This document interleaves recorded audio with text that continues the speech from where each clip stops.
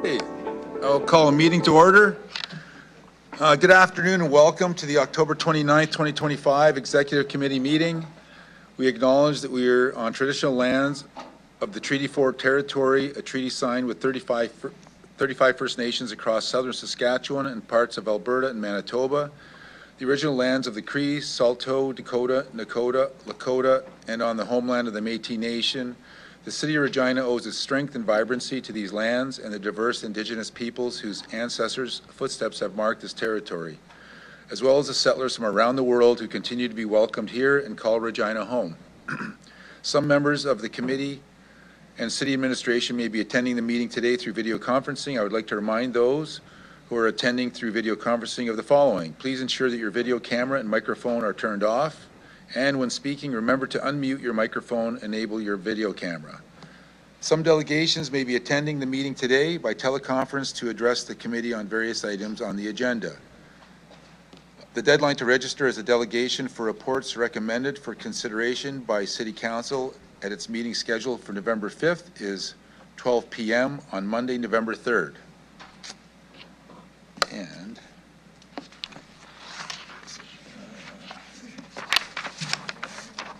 let's go here. Okay. Can I have someone move a motion to approve the agenda at the call of the chair? I will call the question. Any opposed? Oh, sorry, Councilor Flores. Yes. All right. Then I will call the question. Any opposed? Okay, carried. And then adoption minutes? Okay, yeah. Can I have someone move a motion to approve the meeting minutes of the October 15th, 2025 Executive Committee meeting? Sorry, Councilor Fro? Is it Kinniak? Anyways, any errors, omissions? Okay, I will call the question. Any opposed? See nobody? So, okay, carried. And I guess we'll now consider item EX 25-100, application submission to the Canada Housing Infrastructure Fund. I will ask a member of administration to please introduce the report.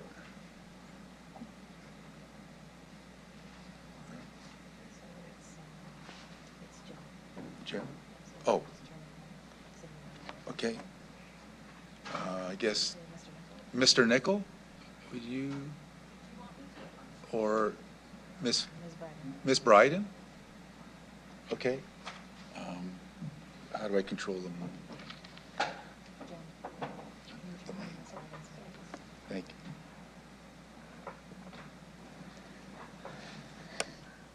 Just say Mr. Gray. No, I'll do that. Okay. Good morning, through the chair. In August of 2025, the provincial government opened another intake for the provincial territorial stream of the Canada Housing Infrastructure Fund, or CHIF.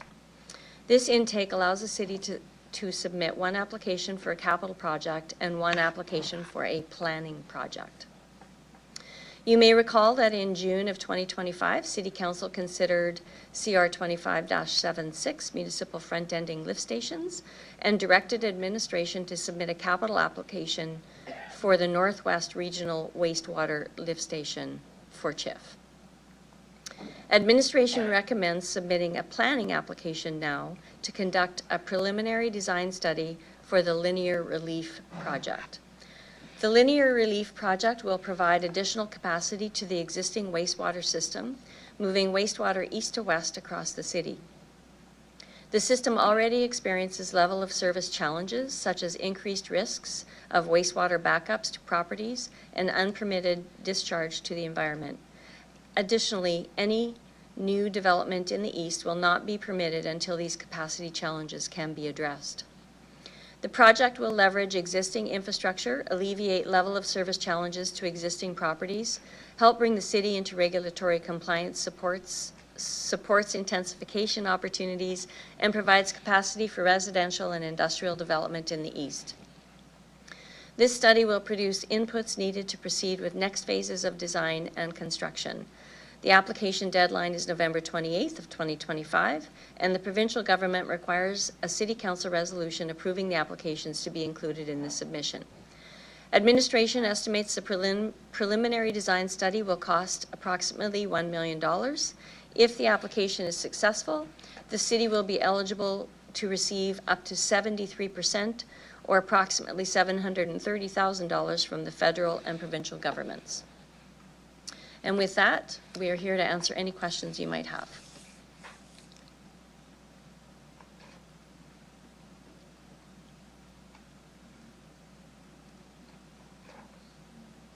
I'll ask one question. So, like LR, this linear relief, so without this,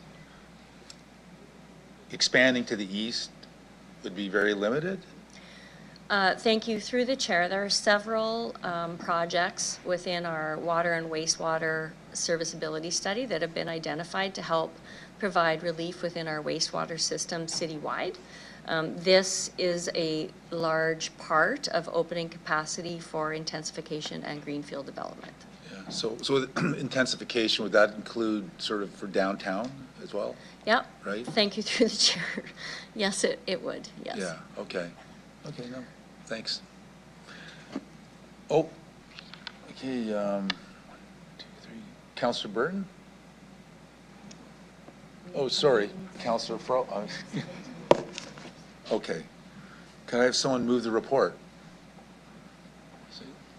Councillor Zakidniak. And would you like to speak to the report? Okay. Through the chair, I think I just want to open up by saying I think the point has been well made by administration that this is a good project. And I think we're all in violent agreement that it's good to leverage federal dollars for projects. I'm going to I have real questions now, so I have to be able to see my notes. So first of all, just for the clarification for the public and everyone, we've talked about CHIF funding. This is a totally separate CHIF funding application process, not related to the previous one. Is that accurate, through the chair? Thank right, you. yeah. Through the chair, yes, this is a separate application. Okay, and then this particular project was included in the 2025 budget. Was it included as a future year capital expenditure or actually had allocated dollars in this year's budget? Thank you. Through the chair, I'll refer this, Ms. Gwen will answer this question. Through the chair, yes, it was in the 2020, or in the 5-year budget, but later in the 5-year budget. Okay. But it was included in the debt ask, is my understanding. And so if we get this funding, would it free up would it free up debt for projects that were not already included on the list? Thank you. Through the chair, yes. Okay. And then we have multiple wastewater projects planned right now. And so it sounds like you were saying, you know, some of course, they all benefit the whole city, but some of them benefit other areas even more so. And so is the thought that all of them working together will, this is what's needed to improve our wastewater capacity as an entire city? Through the chair, yes, that's correct. Okay.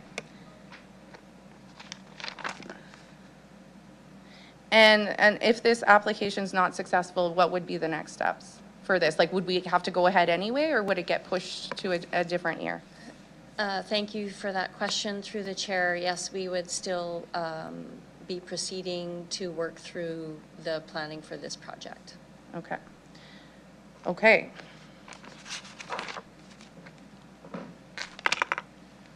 In closing, let's be accountability partners on this project. And again, I believe we are all in violent agreement that we should move forward with this project. Thank you.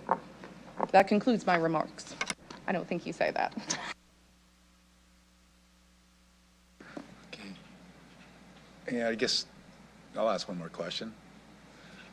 So our 267,000, if we get the funding, we have 267,000 left over. So we'll recover that through I guess, other, if it was new developments, we'll cover some of that money through, I guess, through other, fees or charges when we sell the land. Is that correct?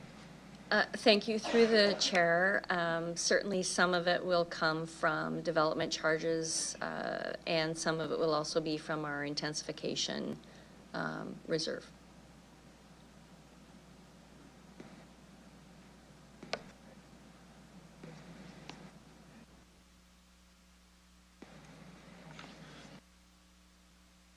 Councillor Zakinyak, would you like to close debate?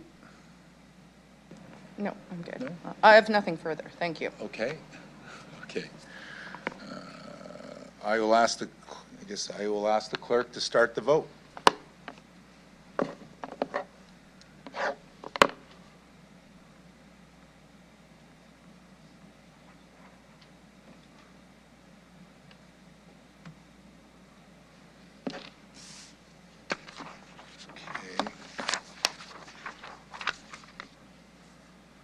Okay.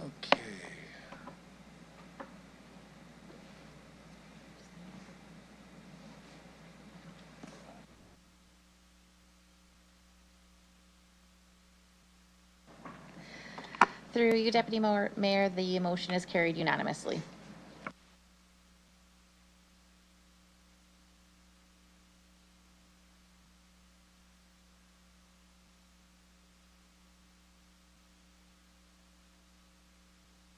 Okay, we'll now consider item EX 25-101, prioritization of the 2026 playgrounds funding.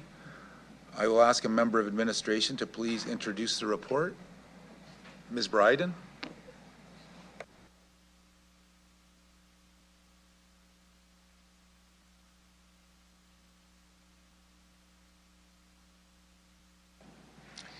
Good morning. Thank you through the chair.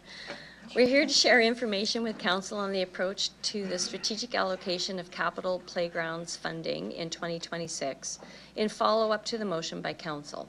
After meeting with the Accessibility Advisory Committee, speaking with the Parks maintenance staff, and reviewing preliminary accessibility and condition assessment information, administration is recommending that the funds be invested in restoration of 2 destination accessible playgrounds to meet the accessible playground standard.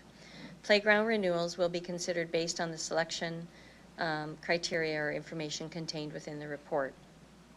If additional funding is received through the budget process in relation to the motion to consider an additional $1 million for playgrounds, in addition to the 2 destination playgrounds, administration will select up to 3 neighborhood playgrounds that could be brought up to standard within the budget.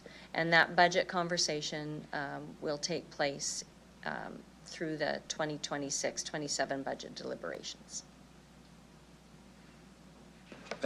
Thank you. Can I have someone move the report? Councillor Turnbull? Yeah.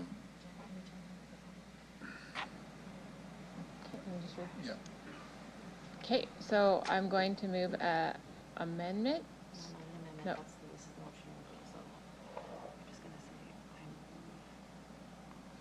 Oh, I move that the executive committee, 1, direct the city clerk to replace attached Appendix B, City of Regina Playgrounds, to this report with the revised Appendix B, and 2, recommend that City Council A, approve option 1 as outlined in this report and direct administration to report back in January 2026 on the parks that would be updated.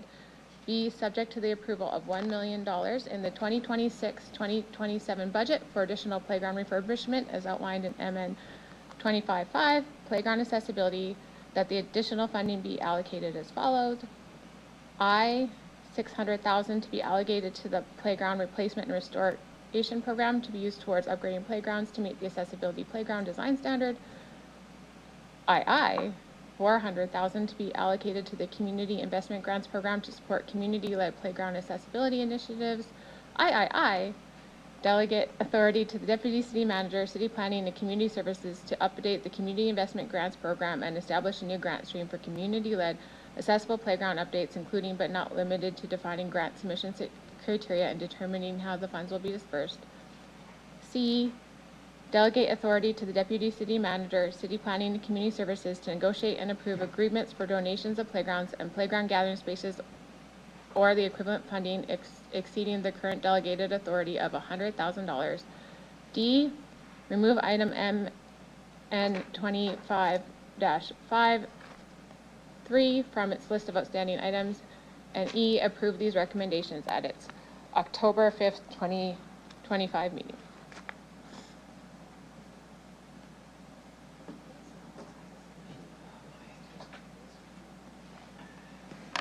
Do you wish to speak on the report, Councillor Turnbull? I sure do. Okay. You know, when I first heard Saskatchewan, I thought, is this even a real world or a keyboard smash? But then I saw the limitless sky and limitless opportunities, a place for to hold every color, every dream, and every kid who needs a place to belong. And that's why I'm here, because I don't just want to sing about freedom, I want to build it. Inclusive playgrounds are not just about swings and slides, they're invitation. They're a stage for everybody and every story. They'll say you belong here, whether you roll, crawl, jump, or sparkle your way through life. I'm moving to Saskatchewan because this province is teaching the world something I believe deep in my glittery soul, that joy should never have a gate. Every child deserves a place where play isn't earned, it's a birthright. So,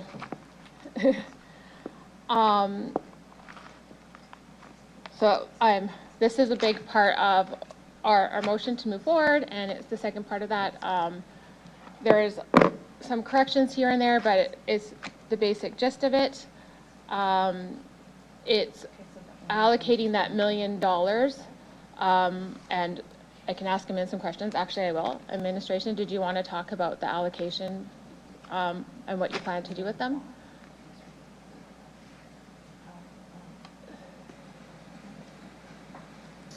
Through the chair, Ms. I'll refer Bryden? that question to Ms. Burton, please. Ms. Burton?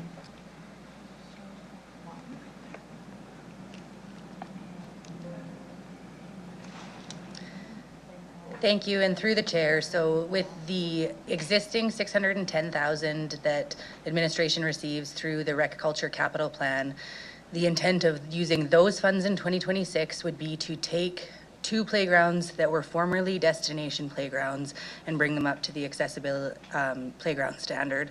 If we were to receive a further $1 million, our recommendation is to split that, $600,000 for playground upgrades and $400,000 for a grant program for community associations and parent councils. And the $600,000 would be used to bring 3 playgrounds up to the neighborhood playground standard of accessibility.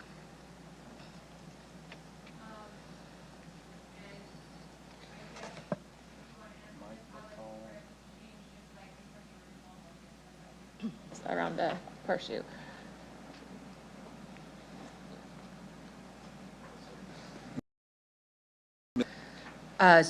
Change from the recommendation in the report is the options outlined in the report are what we will move forward with. The prioritization framework, we won't. There was some terminology issues with that we were not aware of, so we're not going to use the prioritization framework, and we will ensure that we are careful with the terms and definitions we use moving forward.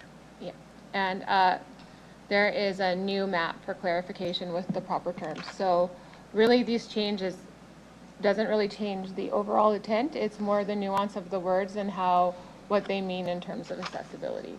This is what the change is.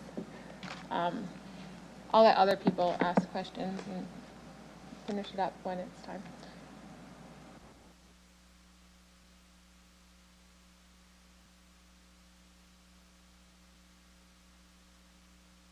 Councillor Mancinelli? Thanks. So this is a really extensive amendment. There's indication doesn't change much, but nuances.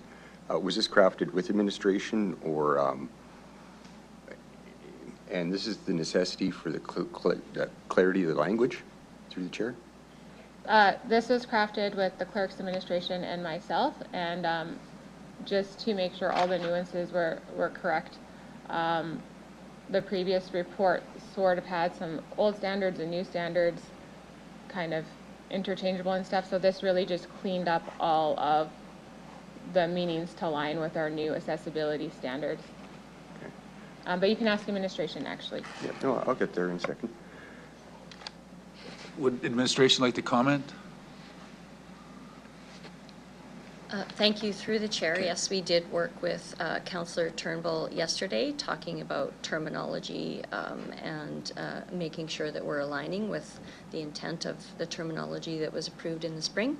The additional piece to this would be that we're reporting back in January with the actual parks that we're choosing to upgrade. That would be additional from our original recommendations. Thank you. Through the chair, understand the funding here's well planned for. With the additional attention towards accessibility, accessible playgrounds, and already putting extra attention in, how's the capacity to follow through on this within administration? Through the chair, just for clarification, capacity. So I have a shallow viewpoint, I guess is the way to say it. I'm thinking that we're paying a lot more attention to accessibility and accessible playgrounds than we ever have in the past. And then this takes it up an extra notch. I know the funding's there. I'm wondering if we're paying this much attention to accessible playgrounds, do we have capacity, and are we taking away from paying attention to anything else through administration? Thank you for that question. Through the chair, we are in the midst of doing a parks assessment, and that work was already underway. A lot of this work was already underway. And we certainly intend to follow through with the accessibility standards that have been approved and supported by council. Like I said, a shallow view, so just had to understand a bit better. Thank you. That's all my questions. Thank you.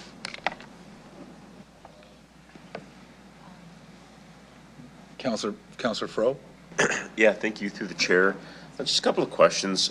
First, in relation to our decision history, item number 3, to administration.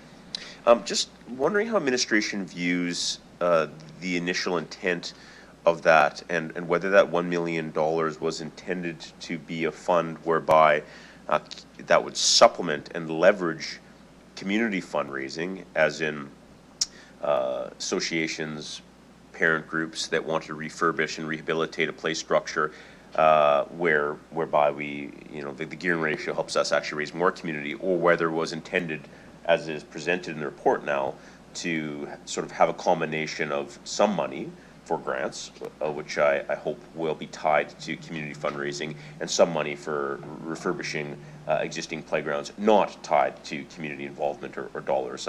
I don't recall, and perhaps I should, the specific discussion around that, but there is some benefit of using our dollars to leverage community dollars, in that our money works harder that way.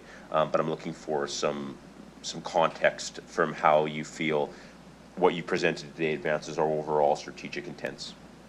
Thank you. Through the chair, I would say that we did certainly, that was our intent.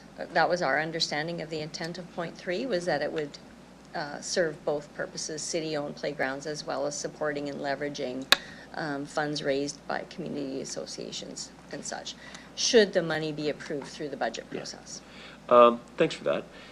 It's tied to the $400,000 here, am I correct to understand that if a community association parent group wants to refurbish an existing playground or build a new one in the event that they want to, that so long as they adhere with our accessibility standards, they can apply?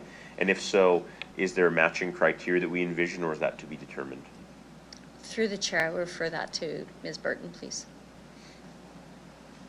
Thank you, and through the chair, that is to be determined. We would like to see approval of the budget to move forward with coming up with the policy details on that.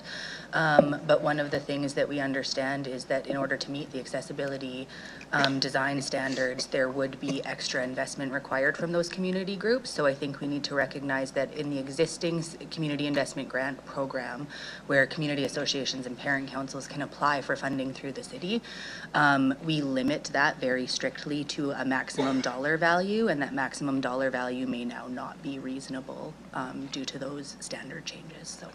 So if I understand correctly through the chair, our new accessibility standards, of course, have strong benefit, but one reality is that those playgrounds cost more money, and so we have to sort of adjust our regime in that respect. Okay. My last question then, just through the chair, maybe as it relates to this extra $1 million, I know we'll debate that in fulsome in budget, but at our current rate with the $610,000, how many years would it take to rehabilitate and refurbish our existing playgrounds? Ms. Burton?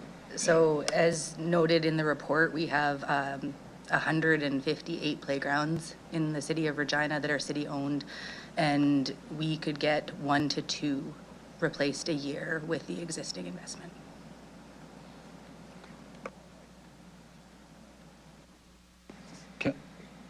Councillor Turnbull, did you want to do some clarification? I know. Sure, I'll do a point of clarification / question.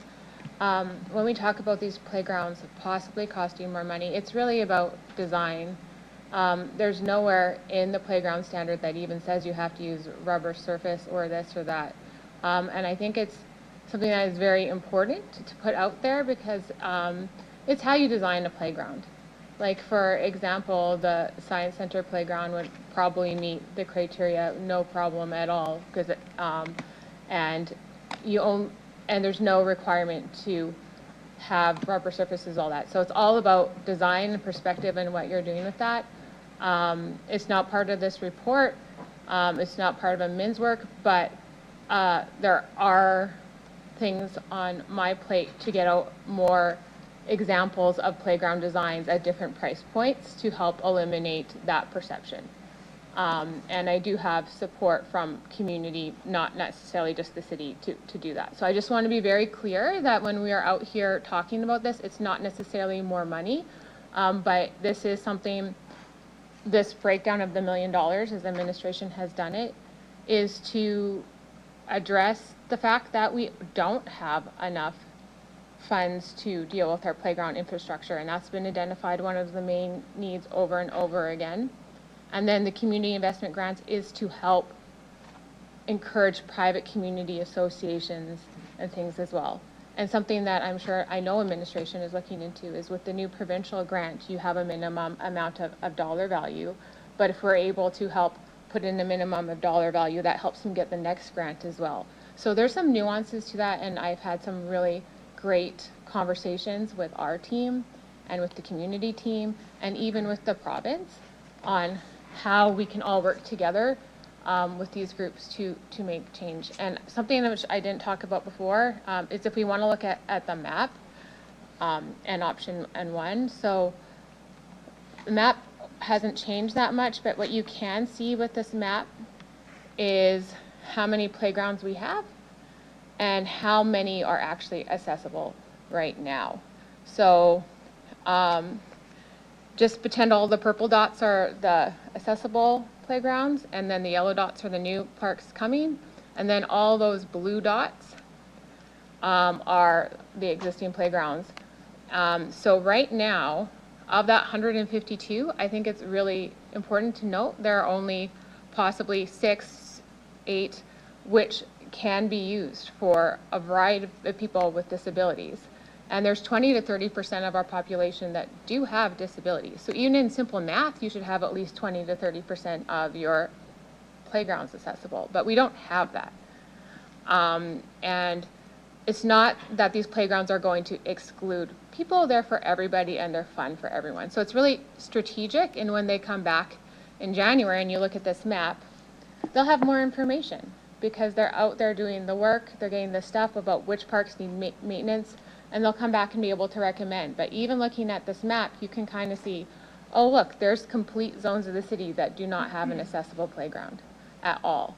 And so as we talk to community, and I'm sure you've all talked to community, there's people who are like, the park close to my house that I want to walk to isn't up to speed.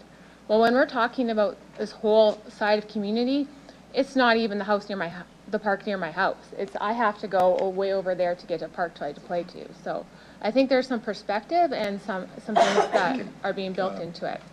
I'm talking a lot, so I will, Councillor, yeah. your 5 minutes is up. Oh, And you'll sorry. have a couple more minutes to close debate. Thank you. Okay. Councillor Zakidniak? Okay. I would also like to speak about the gearing ratio. No, I wouldn't. I do have questions. And so my questions are, I guess like to start, when I was looking in the decision history, and this is following up on what Councillor Turnbull was saying, I actually don't see anything about the money, the additional money, which when I was reading the report, I was like, yeah, I think I remember that, but I don't see it in the decision history. So either I keep missing it, or maybe this is the piece that Councillor Turnbull was saying was missing. I just need some clarity when I look at that, like in terms of the $1 million recommendation. Ms. Bryden?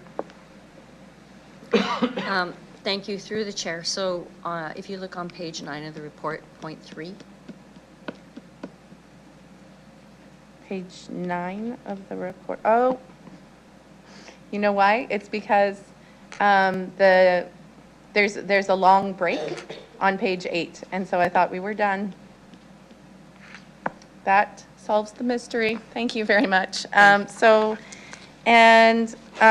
to make sure I understand, it was talked about what has changed. And so is it just that the prioritization framework is it going to be worked on? Like with this version we're not passing and administration's going to work on a new version? Ms. Bryden? Thank you, through the chair. So through conversations with Councillor Turnbull and in consideration with what was approved back in the spring, there is some language that needs to be, that we will be clarifying and working through, that will be adjusted based on the information we had from the spring.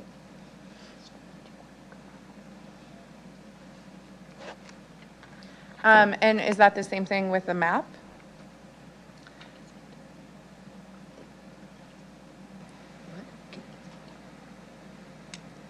Through the chair, Ms. Burton will speak to the map. Okay. Thank you, and through the chair, the change to the map will be that neighborhood will be removed and 152 playgrounds will be noted. The formerly destination playgrounds will be noted as likely meeting the neighborhood accessibility standard in the design standards. So that is the difference of the map. Okay.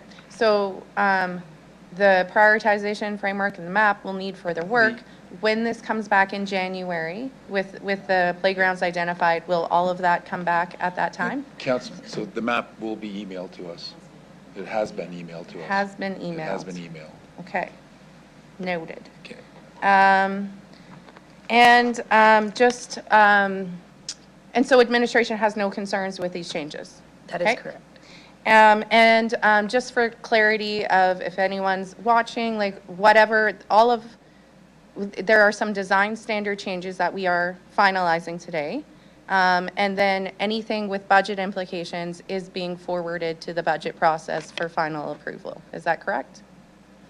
Ms. Bryden? Thank you, through the chair. The design standards have been approved by council previously. Yeah. And there is, within our capital budget right now, there is a base budget of approximately $600,000 that goes towards the restoration of playgrounds. As well, there is, for 2026, the additional $1 million ask will be considered in the 2026 capital budget. Okay. Is there currently money allocated in community investment grants for playground, or is that totally new? Through the chair, I'll get Ms. Burton to speak to that, please. Okay. Thank you, and through the chair, there isn't necessarily a specific allocation to playgrounds, but there are streams within the Community Investment Grant Program that allow both parent councils and community associations to apply for funding to go towards upgrading playgrounds in their areas. And in terms of the proposed breakdown between replacement and restoration and the community investment grants, I think you maybe spoke to like the ability to use some of that money to mobilize other investments. Was that the rationale for that breakdown? Thank you, and through the chair, yes, the rationale for the breakdown was to try to maximize the number of playgrounds that we could potentially see throughout the community brought up to the new accessible playground design standard. Okay. And in terms of this, so it's a new community investment grant opportunity. Will we see additional details of like how that's going to work when there's a report back in January, or not necessarily? Through the chair, as part of this report, we're requesting delegated authority to develop that program. Okay. Okay, and so this is perhaps a minor point, but on page 3, there's talk of donating, like once, I guess through the community investment grant process, once the playground, that the playground would be donated to the city of Regina. And I guess as I'm thinking about it, it's perhaps because they're investing some of their money as well, and that's why the language is that it would be a donation. Is that accurate? It was on page 3. I just don't know exactly where right now. Thank you, and through the chair, so if a community association raises money to upgrade a playground in their neighborhood, that money is turned over to the city as a donation to get the playground upgraded. They work with administration to design the new playground, and then they take the funds that they raise and turn it over to the city. So they wouldn't be turning the playground over necessarily, they would be turning the money they fundraise over to the city as a donation.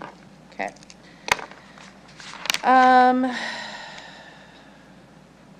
And then, so this is like, this report is mainly about accessibility.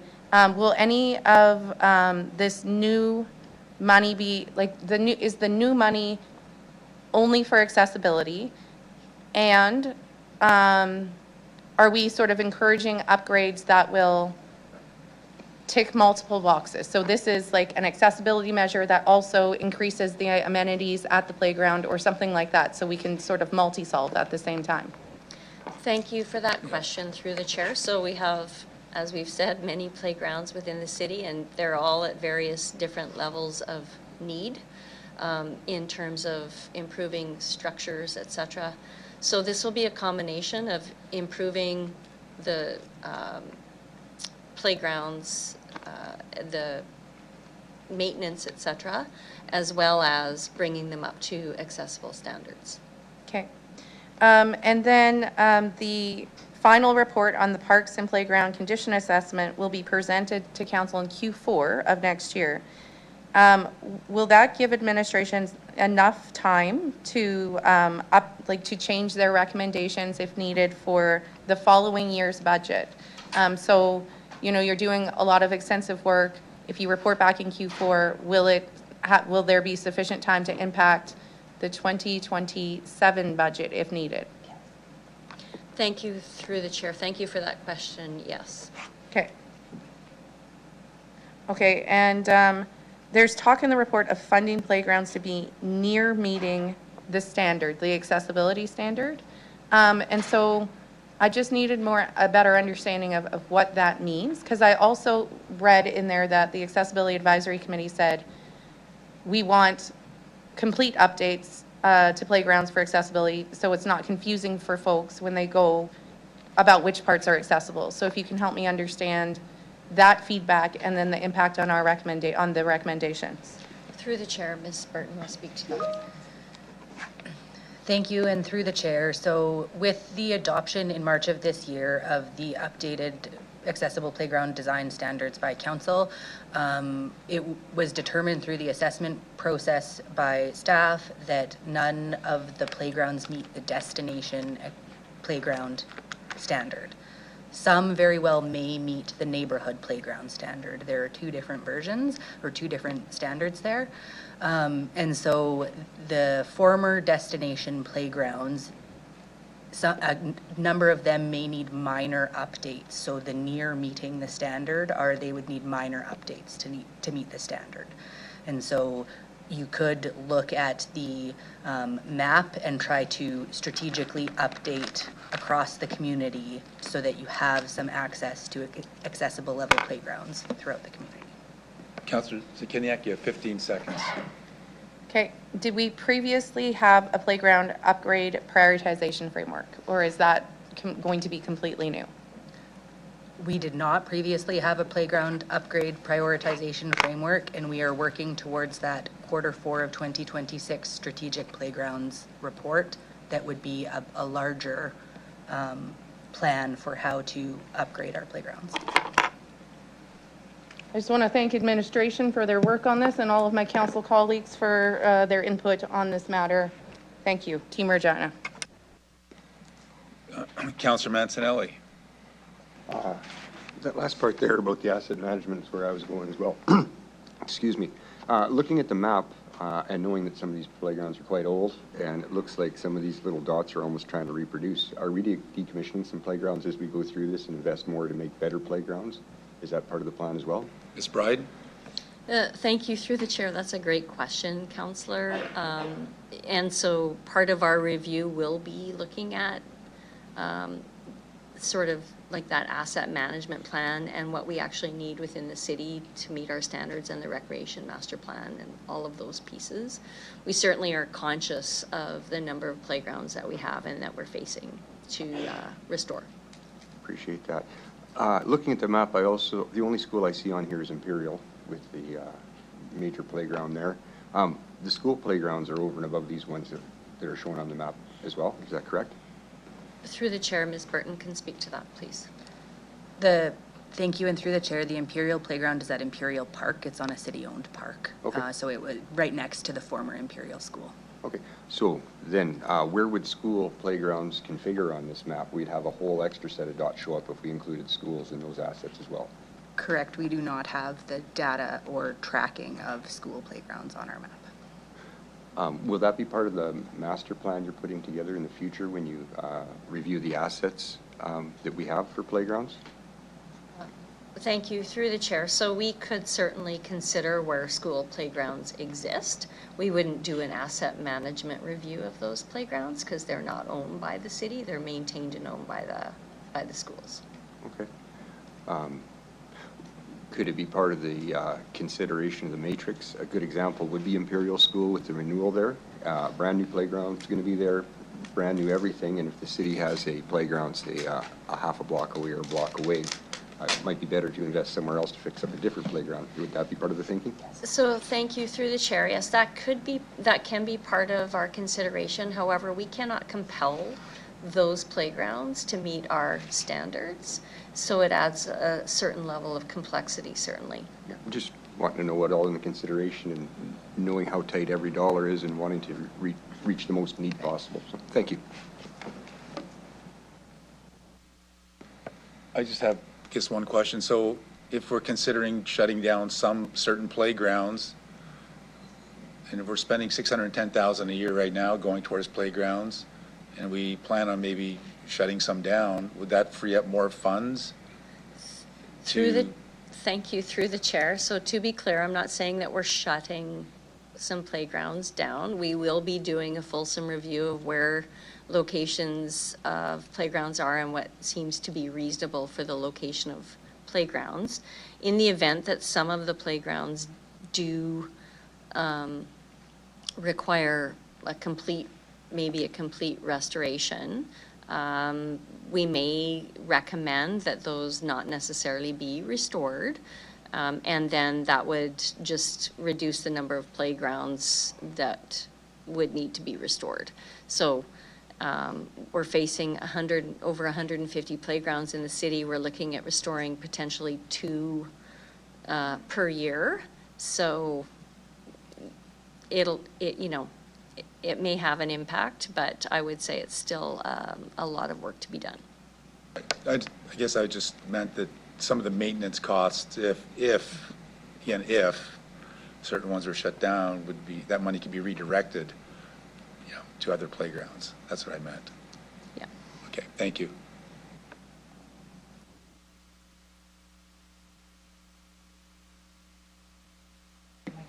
Oh. I'd like to, I guess, close debate.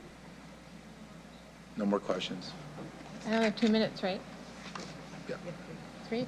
Okay, I'm going to lead off with some clarifications, I guess. What we're approving now is for the interim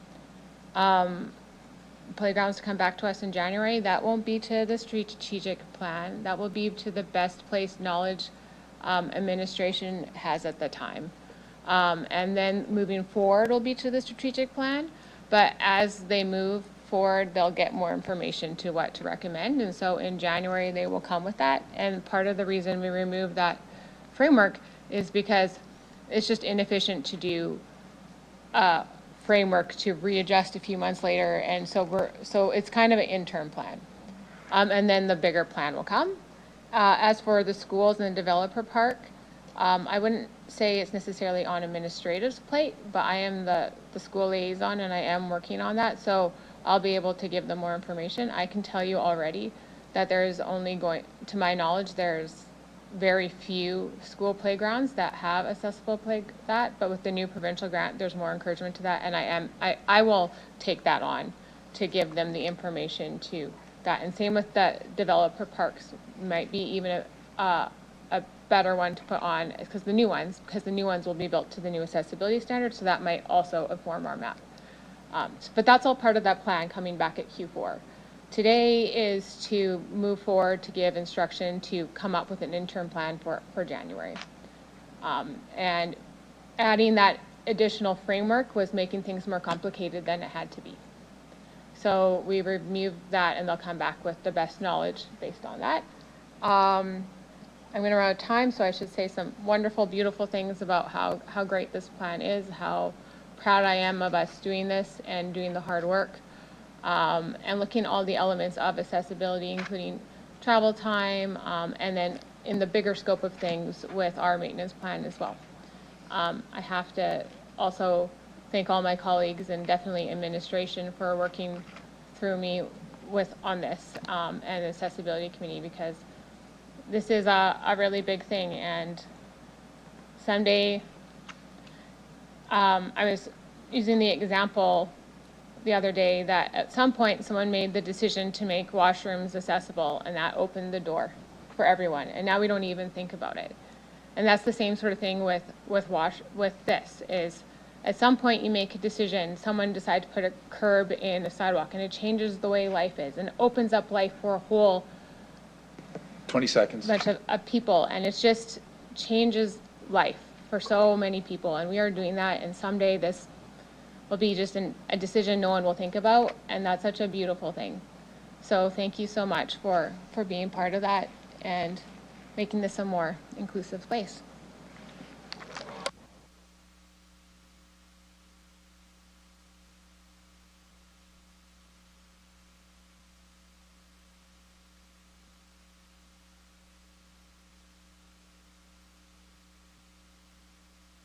Okay. Before I call the vote, I'll do an acknowledgement here. We have some guests, special guests. Right behind us here, I'm pleased to welcome the grade 12 students from Campbell Collegiate, along with their teacher, Amanda Schmeling. These students are currently enrolled in English Language Arts 30 and are here to grow their understanding of municipal governance, including formal decision-making processes. It's wonderful to see Regina's youth engaging in local politics. I hope you all gain valuable insights from today's executive committee meeting. Unfortunately, we're getting close to the end because it was a real short and quick one today. For council's awareness, the students are here with us for about an hour. I don't think it's going to be an hour, but maybe we can hang around and chat with you. So there'll be some movement in the gallery when the students leave, anyway, no, we'll just interact with you after when we're done here, so. Anyways, I guess I will call the vote.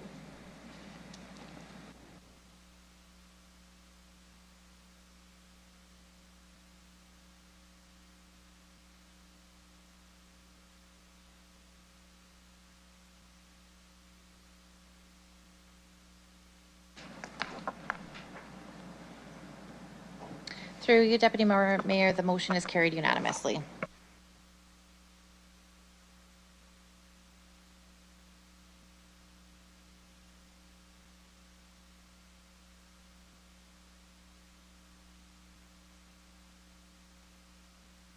Yeah, okay.